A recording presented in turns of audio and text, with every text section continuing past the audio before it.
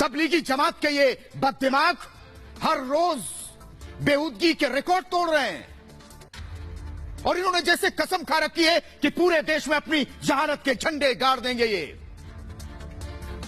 यही वजह है कि कभी ये डॉक्टरों पर थूकते हैं, कभी नर्सों के सामने अश्लीलता करते हैं, कभी मेडिकल स्टाफ से ये मारपीट करने लगते हैं।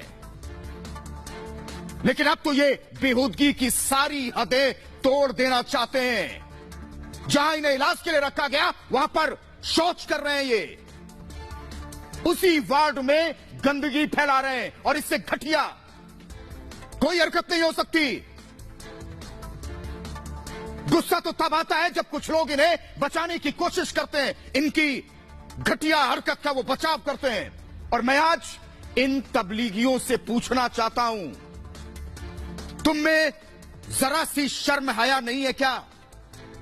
या कोरोना रिपब्लिक चैनल के चर्चित डिबेट शो ये भारत की बात है के एंकर विकास शर्मा का निधन हो गया। वे लंबे समय से नोएडा के कैलाश हॉस्पिटल में भर्ती थे, लेकिन एंकर विकास शर्मा का गुरुवार को निधन हो गया। वो पिछले 3 दिनों से बीमार चल रहे थे। शाम अस्पताल में उन्होंने दम तोड़ दिया। रिपोर्ट के मुताबिक विकास शर्मा बुखार से पीड़ित थे। कुछ दिनों पहले वो कोरोना संक्रमित हुए थे, लेकिन इसे उन्होंने मात दे दी थी और घर भी वापस लौट आए थे। पर फिर अचानक से उनकी तबीयत नासाज हुई और उन्होंने एक पल में ही इस दुनिया को अलविदा कह दिया।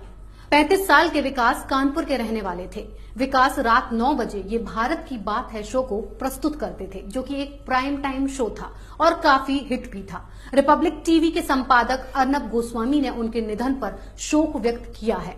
अर्नब ने कहा है कि ये उनके न्यूज नेटवर्क के लिए बहुत बड़ा नुकसान है। विकास की एंकरिंग का अलग अंदाज था और उन्हें यकीन नहीं हो रहा है कि अब विकास नहीं रहे। विकास जमीन से जुड़े हुए एंकर थे, साथ ही